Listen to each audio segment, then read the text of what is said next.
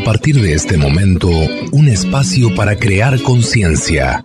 ¿Por qué lo hiciste? Un programa de la Fundación Códigos, conducido por el investigador Luis Cegueza, desde los estudios de la Fundación Códigos en Punta del Este, Uruguay, y emitido en Uruguay, Argentina, Bolivia, Brasil, Chile, Colombia, Ecuador, España, Estados Unidos, Holanda, Inglaterra, Israel, México, Perú, República Dominicana y portales online. Así comienza ¿Por qué lo hiciste?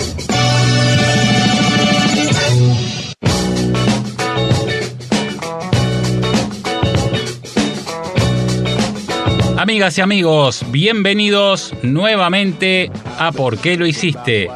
Un programa realizado por la Fundación Códigos que se transmite por 225 emisoras, 218 emisoras de AM y FM y 7 emisoras de Internet. Esto es ¿Por qué lo hiciste? Estás escuchando ¿Por qué lo hiciste? Con la conducción de Luis Cegueza. Vamos a estar hablando hoy de un tema que sigue preocupando a muchos científicos y entendidos en la materia: la posibilidad de un gran viento solar que dejaría un apagón tecnológico como consecuencia.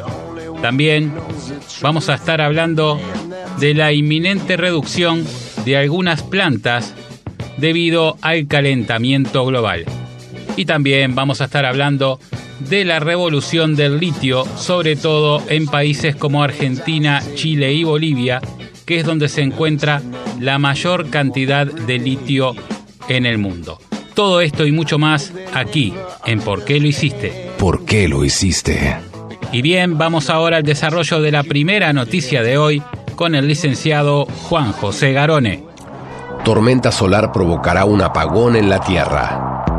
La advertencia científica se basa en un hecho inminente, tanto que la pregunta no será si va a suceder o no, sino cuándo sucederá. El Sol experimentará una supertormenta y sus efectos llegarán con fuerza a la Tierra. La revista colombiana Semana.com habló con el científico Ashley Dale de la Universidad de Bristol, Inglaterra. El artículo advierte sobre la inminente supertormenta solar que alcanzará el campo magnético de nuestro planeta en un plazo máximo de 20 años y podría echar a perder todos los sistemas satelitales y cableado eléctrico de la Tierra. Esto se debe a que la tormenta solar desprenderá partículas de masa coronal con carga electromagnética equivalente a 10 millones de bombas atómicas que viajarán desde el Sol hacia la Tierra y en cuestión de horas entrarán en nuestro campo magnético, en donde harán un cortocircuito que dejará al planeta sin energía ni electricidad vital como para las comunicaciones, el transporte, la salud, la tecnología, entre otras necesidades modernas. Ante la pregunta de qué pasará cuando el mundo entero derive de un apagón total, Dale, estudioso del Sol durante 30 años, dijo en Semana.com que yo sé que es atemorizante, pero ¿qué más da? No se trata de si va a ocurrir, se trata de cuándo va a ocurrir. Las tormentas solares son un fenómeno ajeno a la humanidad.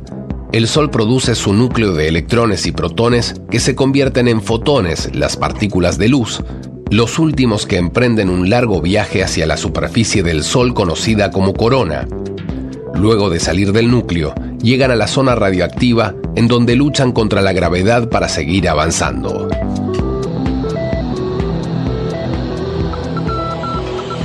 Está claro en la noticia que el asunto no es si va a ocurrir o no, sino, como bien dice este científico, se trata solamente de saber cuándo. Esto mismo también lo manifestó el experto número 1 de Estados Unidos en cuanto a temas de eventos solares y clima espacial, que también llegó a decir prácticamente lo mismo. El problema es cuándo será, no si va a suceder o no. A tal punto que logró convencer al gobierno de los Estados Unidos de que este evento era algo inminente, que podría pasar en cualquier momento, y a tal punto llegó el convencimiento de en aquel momento el presidente Barack Obama, en el año 2012, que lo incluyó en el protocolo de seguridad de los Estados Unidos. ¿Qué fue lo que incluyó? La posibilidad de un evento solar llamado la tormenta solar del siglo, que podría ocasionar un apagón tecnológico y algo más en el planeta, o por lo menos en alguna parte del planeta. Por esta razón, en ese protocolo de seguridad nacional de los Estados Unidos se incluía esa posibilidad y se le daba orden a los gobernadores de cada estado de estar preparados para dicho evento y para todas las medidas de emergencia que deberían tener previstas para tal caso. Luego otros países de Europa hicieron más o menos lo mismo, previendo una posibilidad de un evento climático espacial de este tipo. Ahora bien, esto lo hemos hablado muchas veces aquí en ¿Por qué lo hiciste? Y quisimos volver a hablarlo hoy porque entendemos que es algo muy importante para prevenir ciertas situaciones que se pueden dar después del mismo. Por ejemplo, algo que nosotros hemos visto y hemos venido notando es que toda la información del hombre está siendo respaldada continuamente en lo que llamamos la nube. Y como ustedes saben, una nube se puede esfumar en cualquier momento. Es práctico, evidentemente, poder subir información a esta nube porque no solamente no ocupa lugar, sino que podemos tener acceso a ella desde donde estemos y desde cualquier dispositivo en cualquier momento. Pero ¿qué sucedería si llegara a la Tierra un viento solar grande, como este que está siendo llamado por los mismos científicos la tormenta solar del siglo, y esa nube se esfumara? Realmente se perdería mucha, pero mucha información. Decimos esto porque si por ahí tenemos abogados, escribanos y profesionales escuchando este programa, es bueno que mantengan un respaldo en papel de toda la información que tienen. No se confíen solamente en la nube, porque la nube puede desaparecer en cualquier momento. Lo mismo con otro tipo de empresas o de informaciones importantes que pueda tener cualquier persona. Tengan en cuenta que la nube hoy está y mañana no sabemos. Si estos científicos que hace muchos años están estudiando el tema nos están diciendo que el problema no es saber si va a suceder o no, sino cuándo, tenemos que tener en cuenta que esto puede suceder. Y además están diciendo que esto va a suceder antes de que transcurran 20 años. ¿Por qué es que los científicos están tan seguros de que esto va a ocurrir sí o sí? Porque ya hubo un caso, por lo menos registrado por el hombre, en 1759, aquel famoso evento Carrington. Una tormenta solar enorme que, como en la Tierra todavía no había nada electrónico como lo hay hoy, simplemente había unos pocos países con energía eléctrica y algunos telégrafos, lo que destruyó fue eso. A esos países que tenían energía eléctrica y telégrafos, literalmente les incineró las líneas de cables y en aquel momento hubo que hacer todo de nuevo, porque literalmente se incendiaron según las bitácoras que cuentan el fenómeno sucedido en ese momento. Pero si eso sucediera hoy, hacer todo este sistema de nuevo sería prácticamente imposible, porque hemos llegado a una simbiosis en este momento en la cual no son los hombres los que fabrican de cero las cosas, sino que son otras máquinas. Y a su vez esas máquinas las hacen otras máquinas. Y esto provocaría que en el caso de que hubiera un evento solar de ese tipo, que quedara todo inutilizado lo que es eléctrico, deberíamos comenzar de nuevo pero a mano, a fabricar el primer transformador, el primer dínamo, el primer generador de corriente a mano, porque nos quedaríamos sin máquinas ninguna en todo el planeta. No solamente sin energía, sino también sin maquinaria, prácticamente sin ninguna herramienta, porque hoy obviamente todas las herramientas son eléctricas. ¿Qué abarcaría el hecho destructivo de un viento solar? Y abarcaría todo lo que es eléctrico, sobre todo lo que es microelectrónica. Quiere decir que dejaría de funcionar prácticamente todo lo que conocemos y no sabemos por cuánto tiempo, porque el efecto destructivo de un evento solar de este tipo, si fuera global, podría llevarnos hasta 20 años volver a recuperar todo lo que tenía. El daño que puede ocasionar un viento solar como el evento Carrington de 1859 en una generación como la de hoy, que depende netamente de todo lo eléctrico, podría ser tan grande y tan nefasto que nos podría costar unos 20 años volver a tener todo lo que tenemos hoy. Y decíamos que íbamos a estar hablando de cómo prever algunas situaciones para, en aquel momento, si llega a suceder, que aparentemente por lo que dice la ciencia va a suceder sí o sí, podamos estar preparados para ese día. Por ejemplo, hablábamos de mantener documentación importante en papel, no confiarnos tanto en la nube, porque ese es un enorme problema en tal caso, ya que nos quedaríamos sin esa información tan valiosa que de repente estuvimos guardando tanto tiempo y atesorando tanto tiempo. Siempre el respaldo en papel es importante. También tener para ese momento herramientas manuales que no funcionen con electricidad para poder en ese momento hacer las cosas básicas que uno necesita en el día a día. Herramientas que no funcionen con electricidad es muy importante, y reservas de dinero, porque tengan en cuenta que en ese momento los bancos no van a funcionar, usted no va a poder ir a retirar dinero del cajero. También algunos elementos medicinales, porque tengamos en cuenta que también los hospitales hoy están funcionando prácticamente con la electrónica. Todo funciona con la electrónica. Imagínense cuando uno va a hacer un trámite y le dicen se cayó el sistema, vamos a tener que esperar o vuelva mañana. Imagínense, cayó solamente el sistema de un lugar. Imagínense si caen los sistemas de todos los lugares.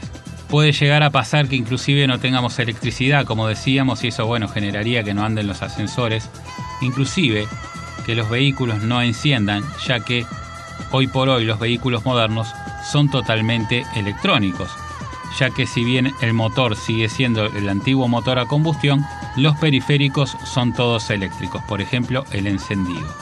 Hay muchos transistores, donde hay transistores es seguro que no va a funcionar más nada, porque el transistor tiene un hilo muy delgado como un pelo de oro, el cual con un viento solar, una lluvia de protones de 40.000 volts, que significa este evento, quedarían cortados automáticamente. Cualquier aparato electrónico quedaría sin funcionar para siempre. Y si el viento es como el del 1859, decíamos, se podrían incendiar hasta las líneas eléctricas y nos dejaría sin energía. El problema más grave es si este evento fuera global en todo el planeta. Ahí el problema sería enorme, porque tendríamos que empezar de cero, volveríamos casi 200 años para atrás en un momento, de un momento a otro nada más. Nosotros, con la tecnología que tenemos hoy, los seres humanos, podemos saber la llegada de un viento solar con una antelación de algunas horas. Si bien la luz del sol demora 8 minutos en llegar a la Tierra, un viento solar puede demorar entre 12 y 36 horas, depende de la violencia de la erupción. Ahora bien, ¿qué sucedería a los seres vivos, a nosotros los seres humanos y a los animales y a las plantas, en el caso de un evento de este tipo? Siempre dejamos claro que a los seres vivos no les sucedería absolutamente nada. El daño es solamente para todo lo que es eléctrico, ya que la naturaleza, obviamente, no previó en ningún momento esta invención del ser humano. Tengamos en cuenta que si bien tenemos una magnetósfera que nos protege de estos eventos, protege solamente a los seres vivos, no protege a las cosas hechas por el hombre. Y hoy, en una sociedad que realmente se ha apoyado tanto en la tecnología eléctrica, ver que esta tecnología es tan vulnerable realmente es preocupante. Solamente trajimos este tema, ¿por qué lo hiciste?, con la idea de que todos tengamos en cuenta que según los científicos más importantes, estudiosos de este fenómeno climático espacial llamado CME, eyección de masa coronal, dicen que esto va a suceder sí o sí de acá a 20 años, y esto es importante, decíamos, tenerlo en cuenta para prevenir lo más posible todo lo que podamos, para que en ese momento podamos aparear la situación de la mejor forma. Estás escuchando una producción de la Fundación Códigos para concientizarnos. ¿Por qué lo hiciste? Con la conducción del investigador Luis Ceguesa.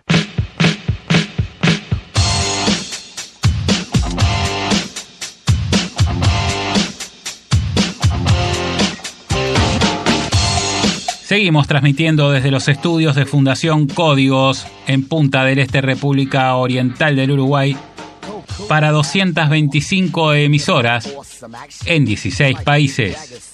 Esto es ¿Por qué lo hiciste? Estás escuchando ¿Por qué lo hiciste? Y vamos ahora a escuchar algunas de las emisoras que integran esta cadena. Radios de Buenos Aires, FM Melody 89.5 San Nicolás, FM 94.9 Radio Emociones San Nicolás, FM Fantástica 91.1 Luján, FM Dorrego 95.3 Navarro de Buenos Aires, Radio 103.3 Belén de Escobar, Radio Dolores 94.9, Radio Universo 100.3 Carué, FM Saldungaray 100.5, Radio Nueva 89.7 Tres Arroyos, FM Vida 105.5 Bedia, Radio Expansión de Monte Grande, FM del Pueblo 104.1 Azul, FM Compacto 92.3 Olavarría, Sonic Radio 91.7 Junín, FM Cristal, Radio Santa Catalina, FM Puerto 94.3, FM Siloé 97.1 Florencio Varela, FM 96.1 Horizonte, FM 105.9 Ramallo, FM Vida 96.1, Monarca Radio, FM General Paz 96.3, La Voz de Escobar 91.1 Rivadavia. Y bien, amigos, vamos ahora al desarrollo de la segunda noticia de hoy con Juan José Garone. Plantas con tamaño menguante, un efecto del calentamiento global. Diversas especies vegetales han experimentado una reducción en su tamaño típico durante los últimos 100 años. El calentamiento global podría ser el culpable, según un nuevo estudio publicado por el equipo de Beth Leger, una ecóloga vegetal de la Universidad de Nevada en Reno. Ella y sus colaboradores utilizaron la gran colección de plantas en el herbario de la citada universidad para comprobar cómo las plantas han reaccionado ante el cambio climático durante el siglo XX. Y lo que han encontrado es que el tamaño de las plantas se está reduciendo con el paso del tiempo, un fenómeno observado también en los vertebrados, pero que apenas ha sido investigado en los vegetales. El fenómeno constatado en este nuevo estudio probablemente tendrá repercusiones para la actividad agrícola. El equipo de investigación tuvo en cuenta los mínimos y máximos de temperatura del aire, las temperaturas de la superficie marítima y el inicio de las precipitaciones en el año en que cada muestra de vegetal fue recolectada. Leger y 4 colaboradores examinaron, midieron y analizaron más de 1.900 muestras de especies preservadas en las láminas del herbario y que fueron recolectadas entre 1993 y 2011, a fin de determinar si el clima afecta a la altura de la planta, el tamaño de las hojas y el número de flores, y si el cambio climático produce una reducción del tamaño en 7 especies de plantas anuales con flores. Mientras que la especie aumentó en tamaño y en número de flores durante el período de observación, 5 de las 7 especies disminuyeron en la altura de la planta, 4 de ellas mostraron una disminución en el tamaño de la hoja y una redujo su producción de flores. La otra especie no mostró cambios.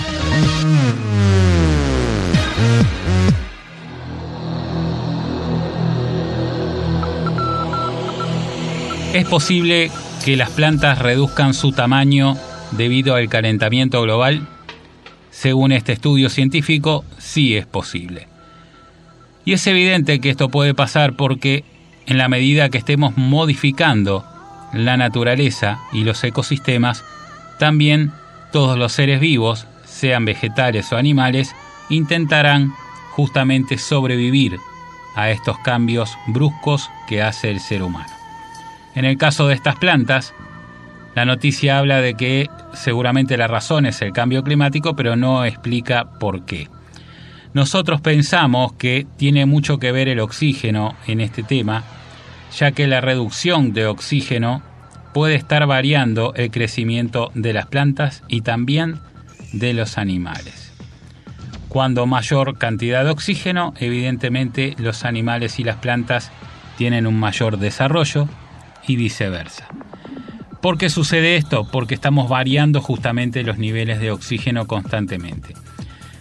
Por dos razones. Una mucho más importante que la otra, pero en definitiva son dos razones. Por un lado, el hecho de que se esté calentando la Tierra significa que hay una mayor disipación del oxígeno y esto hace que los niveles de oxígeno estén faltando en muy leve porcentaje, pero en definitiva están faltando. Sobre todo a ciertas alturas.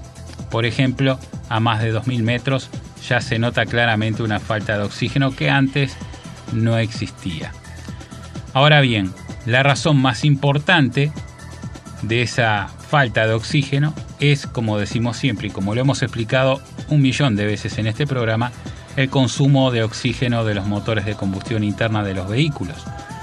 Y lo volvemos a decir una y otra vez porque seguramente hay mucha gente que escucha este programa por primera vez y nosotros como fundación tenemos la obligación de alertar a la humanidad de que se está consumiendo más oxígeno de lo que el planeta puede generar y este desequilibrio también está afectando obviamente a todos los seres vivos.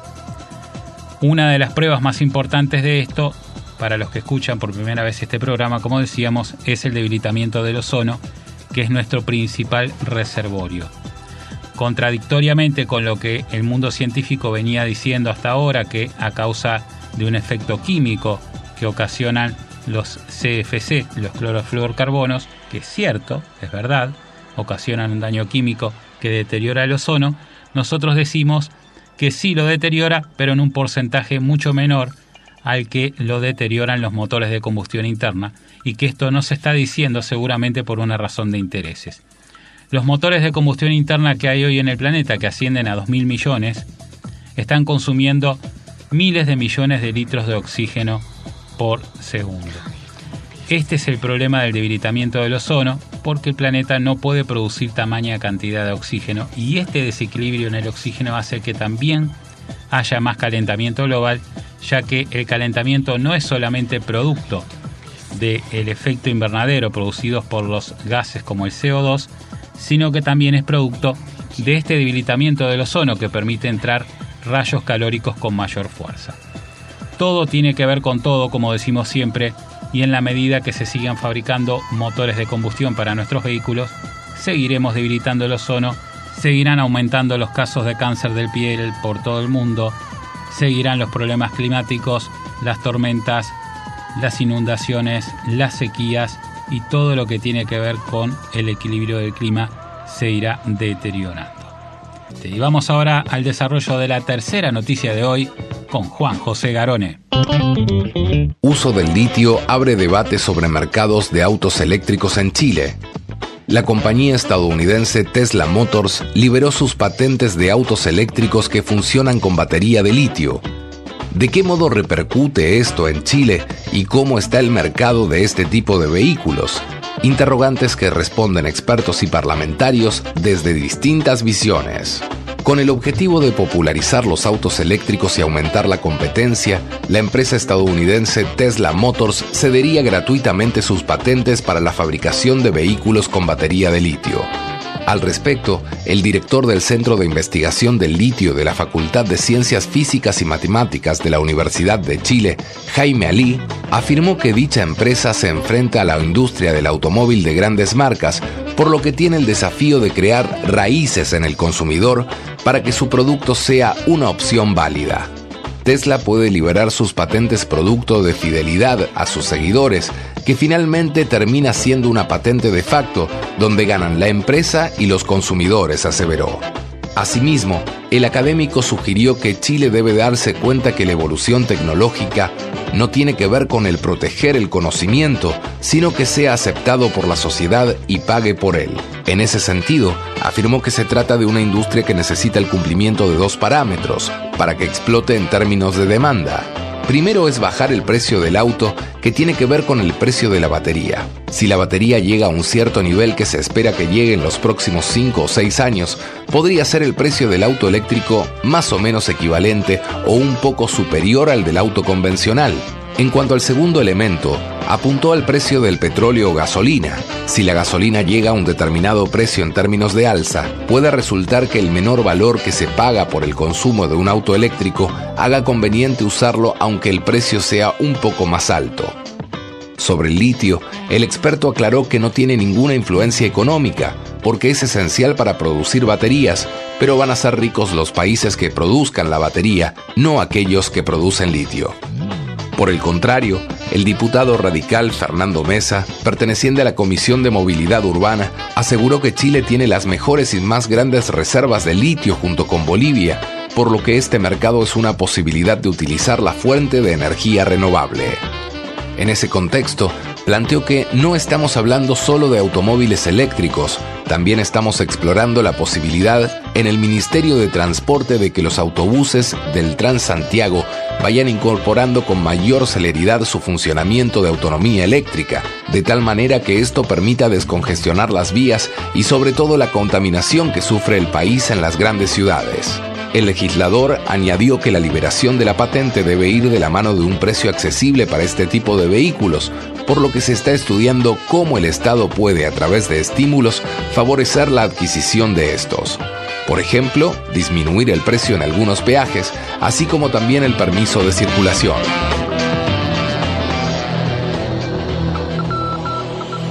Señoras y señores, recuerdo en Santiago de Chile, estaba una vez desayunando en un hotel y desde la ventana del salón comedor estaba viendo los Andes, la cordillera. Y de repente, como a la media hora más o menos, ya no la veía más. ¿Qué había sucedido?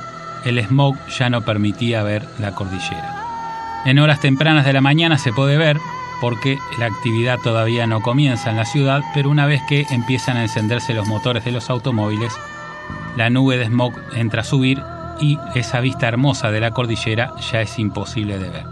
A medida que pasaba el tiempo, cada vez más espesa la cortina de humo dejaba ver menos a los Andes, a esa hermosa cordillera, como decíamos. Esto deja entrever evidentemente que la ciudad de Santiago de Chile es una de las ciudades más contaminadas del planeta, junto con otras, y que necesita obligatoriamente la llegada del auto eléctrico. Sin embargo, a pesar de que Chile, decíamos, es uno de los poseedores de este petróleo blanco, sin embargo, no hay prácticamente autos eléctricos ahí. Cuando Mitsubishi llevó al mercado al Mitsubishi Miep, nosotros fuimos y estuvimos en la presentación del auto y nos llamó la atención que no quedaba ningún auto. Preguntamos si quedaba algún auto para poder ver y para poder comprar, inclusive, ¿no? Porque la idea era comprar. Nos dijeron que se había vendido el último. Pregunté cuántos habían traído para vender, me dijeron que habían 2 solamente. O sea que la presentación del auto eléctrico fue llevar 2 autos eléctricos y se vendieron esos 2. Pregunté que no había demanda para este tipo de autos. No, había más de 100 personas anotadas para comprarlo, me responden. ¿Y por qué trajeron 2? Esa es la pregunta que se hacían ellos también. ¿Por qué trajeron 2 autos cuando había más de 100 interesados para comprarlo en el momento? Simplemente porque no hay ningún interés de que los autos eléctricos entren en el mercado. Simplemente están haciendo un testeo para saber si hay demanda o no. El interés todavía de vender no está. Sí está el interés de comprar, pero no el de vender. Por eso, recuerdo en una nota que me hizo el periodista Sergio Puglia, periodista muy conocido acá en Uruguay, él dejaba claro que el gran problema era no que no hay demanda, como dicen generalmente las automotrices, sino que no hay oferta. Porque normalmente las automotrices siempre dicen que no fabrican los autos eléctricos porque todavía no hay demanda.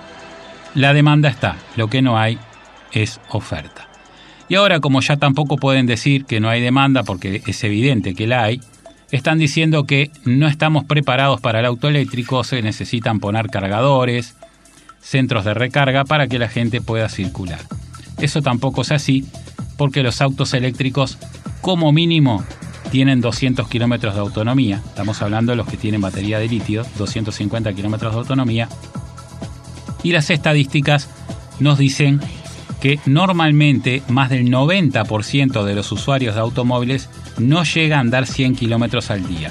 Teniendo en cuenta que el surtidor está en tu casa, no necesitaríamos tener cargadores en la ciudad. Sí en las carreteras, obviamente, que es donde uno puede circular más de 100 kilómetros. Quiere decir que también esto es otro pretexto para seguir enlenteciendo la llegada del auto eléctrico. Pero en la medida que se siga frenando la llegada del auto eléctrico, también se sigue frenando todo el proceso de vida en este planeta. También se sigue enlenteciendo la resistencia por la vida, ya que todos los seres vivos luchamos por sobrevivir en un mundo que ya está súper contaminado, las aguas súper contaminadas, la atmósfera ni que hablar, y todo esto se sigue retrasando justamente porque los grandes intereses todavía no quieren que el auto eléctrico llegue masivamente a la gente. También el precio de las baterías creemos que podría ser menor, simplemente es alto porque las automotrices están fabricando autos eléctricos caros justamente para que no haya una venta masiva. Nosotros pensamos que hoy es posible, con toda la tecnología que tenemos, fabricar automóviles eléctricos baratos que pueden favorecer no solamente al consumidor de este producto, sino también a todo el planeta en general, a seres vivos que no tienen nada que ver con todo esto y que están pagando, desgraciadamente, todos los platos rotos de lo que hacemos los seres humanos. Señoras y señores, esperemos que el auto eléctrico llegue cuanto antes para que podamos ver con nuestros ojos aquel mundo que conocimos cuando éramos niños. Y bien, amigos, hemos llegado al final del programa de hoy. Quiero agradecer, como siempre, a Daniel Hogar, máxima variedad siempre. También agradecer a Global News. Leen, escuchan y analizan todo lo concerniente a tu empresa y a tus competidores. Global News, presente en 17 países de Latinoamérica. También agradecer a Visa, porque la vida es ahora. Y al doctor Rosenberg, experto en nutrigenómica y medicina de avanzada. Quiero agradecer, como siempre, a todos los que integran el equipo de ¿Por qué lo hiciste? A Carlos Ceguesa en los controles, en la selección musical, en la presentación de la misma, a Vanessa Gaspar en Maldonado, a Carlos Acosta en Montevideo, al doctor Gustavo Gavier en Córdoba y a Majo López también en Maldonado. Agradecer a todos los ingenieros de sonido que trabajan para llegar a ustedes en 225 emisoras en 16 países. Agradecer a los dueños de dichas emisoras que nos permiten llegar a vos y, por supuesto, agradecerte a vos que siempre estás allí. Chau, chau. Hasta aquí te presentamos ¿Por qué lo hiciste? Desde los estudios de la Fundación Códigos de Punta del Este y para Uruguay, Argentina, Bolivia, Brasil, Chile, Colombia, Ecuador, España, Estados Unidos, Holanda, Inglaterra, Israel, México, Perú, República Dominicana y Portales Online. Será hasta la próxima semana. ¿Por qué lo hiciste? Un programa de la Fundación Códigos.